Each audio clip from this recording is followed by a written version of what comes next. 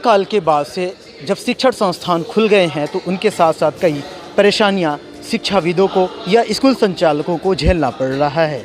लेकिन मैं बता दूं कि इसी कड़ी में ये समस्या का समाधान और या फिर स्कूल संचालक कहीं ना कहीं अपने में उधेड़ बुन में है, क्योंकि कई बार प्रशासन की डंडा या फिर कहें कि अभिभावकों की अपने आप से उल्हाना उनको परेशानी का सबब बना देता है। लेकिन मैं बताऊं कि आप देख सकते हैं पीपी कॉन्वेंट स्कूल में आज यहां पर तमाम शिक्षाविद यहां आज मौजूद हैं और ऐसे मौके पर नेशनल इंडिपेंडेंट स्कूल अलायंस निसा के प्रेसिडेंट डॉक्टर कुलभूषण शर्मा आज ऐसे मौके पर मुख्य अतिथि हैं और यहाँ शहर फरीदाबाद के तमाम स्कूल संचालक यहाँ आप देख सकते हैं यहाँ संबोधित कर रहे हैं शिक्षाविदों को, जो फरीदाबाद, पलवल या आसपास के स्कूलों के जो संचालक हैं वो यहाँ पर मौजूद हैं और इनको जो कुछ खास यहाँ पर डिमांड है स्कूल एसोसिएशन की तरफ से या फिर कहें स्कूल संचालक यहाँ पे मांग कर रहे हैं। स्पेशली मैं बता दूं कि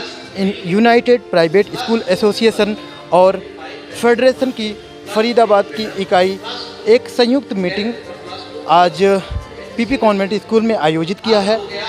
यहाँ पर जो खासकर जो डॉक्टर कुलभूषण शर्मा ऐसे मौके पर तमाम स्कूल संचालकों को संबोधित कर रहे हैं। स्कूल तो बहुत सारे मुद्दे यहाँ पर उठाए गए, मैं एक एक करके मुद्दे की बात करता हूँ। सबसे पहले है कि एग्जिस्टिंग सूची जारी करना, कितने स्कूल हैं जो अभी एग्जिस्टिंग लिस्ट में नहीं है, तो यहाँ पर पीपी कॉन्वेंट स्कूल में आज तमाम शिक्षाविदों के आज यहाँ पे जमावड़ा इस बात के लिए गवाह है कि यहाँ पर शिक्षाविदों की जो समस्या है उसके समाधान के लिए निसा के प्रेसिडेंट डॉक्टर कुलभूषण शर्मा को आज यहाँ पर आमंत्रित किया गया था और इन्होंने इन लोगों की जो जिज्ञासा है या फिर जो समस्या था उसको सॉर्ट आउट करने के लिए कहीं ना कहीं आश्वस्त किया है।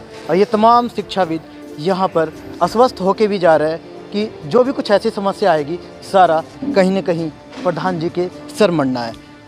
प्रधान जी, मुझे लगता है कि सारे लोगों की जो जिम्मेदारी आज लिया है कैसे सॉर्ट आउट करेंगे आप?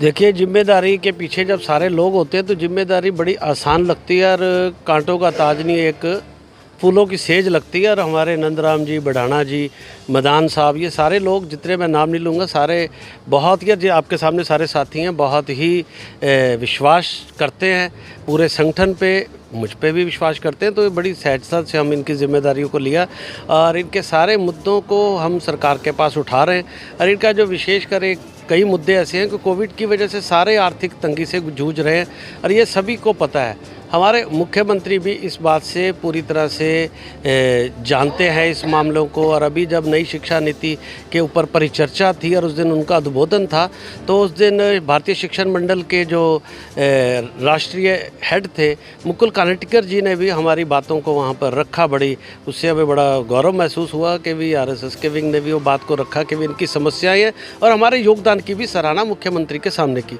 तो हमारी उस पर ये बात, जैसे आज प्रॉपर्टी टैक्स फरीदाबाद निगम से जो है निगम के अंदर है, और शिक्षा पे जब सुप्रीम कोर्ट ने ही जब स्कूलों पे जो है प्रॉपर्टी टैक्स नहीं लगाया हुआ तो सरकारों को इस तरह की चीज़ों को खुद देखना चाहिए कि कहीं पर भी कानून से बाहर कोई बात ना हो।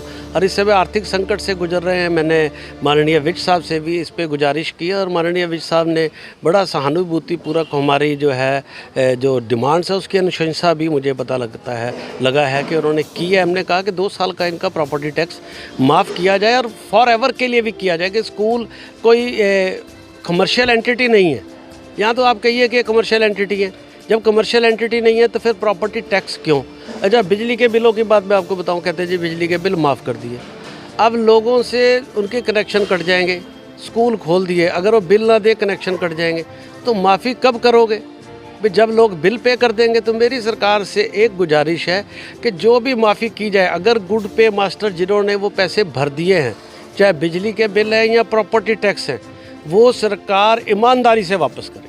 तब तो देखो ईमानदारी को लोग मानेंगे भी। अदरवाइज़ कोई सोचेगा ईमानदारी का फल क्या मिला कि मैंने तो पैसे कहीं से कर्जा लेके दे दिए, कहीं से जो है रिश्तेदार से पैसे लेके दे दिए और जिसने नहीं दिए उसको तो माफ़ हो गए, तो मुझे ईमानदारी का क्या फल मिला?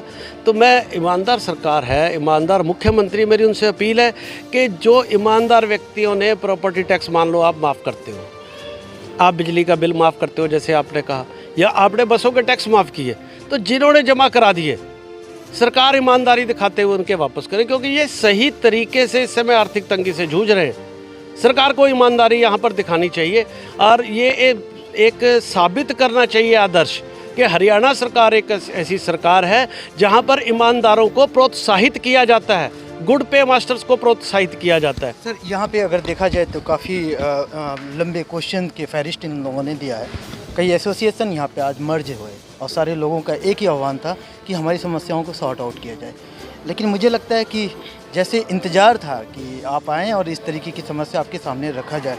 मोस्टली एसएलसी की सर्टिफिकेट जो है या फिर ऐसे कुछ मुद्दों पे तो स्थानीय लेवल पे ये लोग जद्दोजहद करते रहे, लेकिन कुछ और है ITI, RTI प्लस उसके बाद से कंपार्टमेंट 2 सब्जेक्ट में इस तरीके के मुद्दे पे क्या आश्वासन दिया आपने? देखिए, ऐसे जैसे RTI की बात आई, RTI स्पष्ट है कि जहाँ गवर्नमेंट कोई एड देती है वहाँ पर RTI लागू होती है, प्राइवेट स्कूल्स पे लागू नहीं होती। इसी प्रकार का निर्देश एक उत्तर प्रदेश में भी पारित कर दिया गया था RTI कमिश्नर के तहत, तो वो उस पर स्टे लग गया। ऐसे ही जो अभी हरियाणा सरकार ने भी एक आदेश पारित कर दिया RTI कमिश्नर के कहने पे, ये इलीगल है, गैरकानूनी है, इसको हमने चैलेंज कर दिया, कोर्ट में रिट फाइल कर दिया हम। दूसरी इन्होंने परीक्षा की बात की। नई शिक्षा नीति तो साफ कह रही है कि एक ही नीति देश में होनी चाहिए और एक ही परीक्षा नीति होनी चाहिए।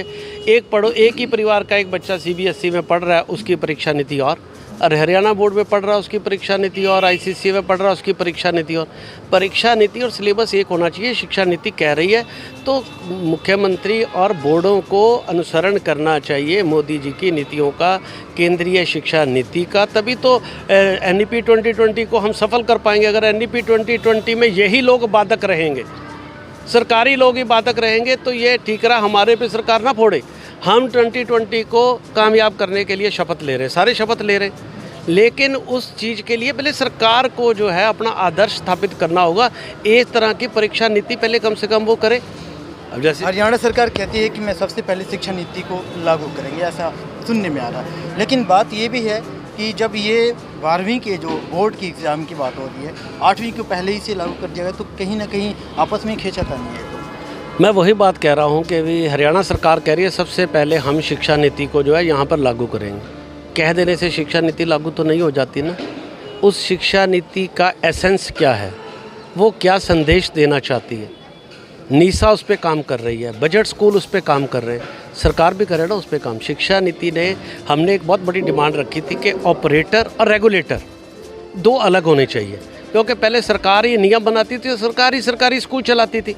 तो नई शिक्षा नीति में नियम बनाने के लिए एक अलग जो है वो महकमा होगा, ये उसमें हमारी मांग को माना गया।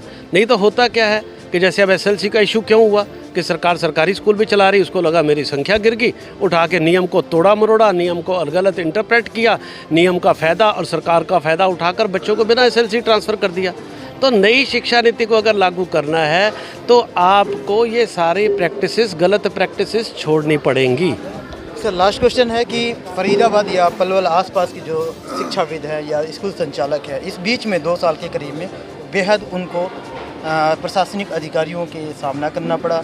स्कूल से रिलेटेड संबंधित जो भी मामले रहे उसको लेकर DO ऑफिस का चक्कर काटना पड़ा। ये समस्या से समाधान कैसे होगा, क्या आश्वस्त करके जाएंगे इन लोगों को? देखिए, सरकार से हमारी बहुत और मंत्रियों से बहुत बात हो रही है। अगर बिल्कुल सार्थक उसके परिणाम निकले तो जो फरीदाबाद की समस्याएं हैं, क्योंकि फरीदाबाद में सबसे ज़्यादा मान्यता प्राप्त स्कूल है, फरीदाबाद गुड़गांव, तो इनकी समस्याएं भी ज़्यादा हैं।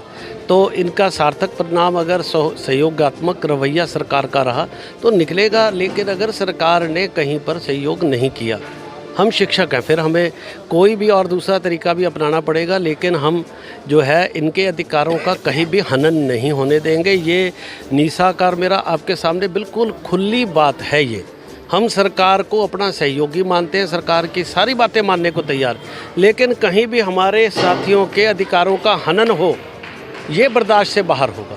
हम शिक्षक हैं, इसको किसी कीमत पे हम बर्दाश्त नहीं करें। नंदराम सर, मुझे लगता है कि आपसे भी जान लेना ज़रूरी है, क्योंकि आज सारे लोग एक बैनर तले जब अगर यहाँ इकट्ठा हुए हैं, फरीदाबाद में निसा के जो प्रेसिडेंट हैं उनको आज सम्मानित किए, कुछ अपना सुख दुख भी आप लोगों ने जाहिर किया। क्या ऐसे प्लान बना इस तरीके की चीज़ों को ऑर्गेनाइज करने का? देखिए, एक स्कूलों के सामने एक्चुअल बहुत सारी समस्या आई हैं इस टाइम में कोरोना के दौरान और समस्याएं हमारी बढ़ी हैं।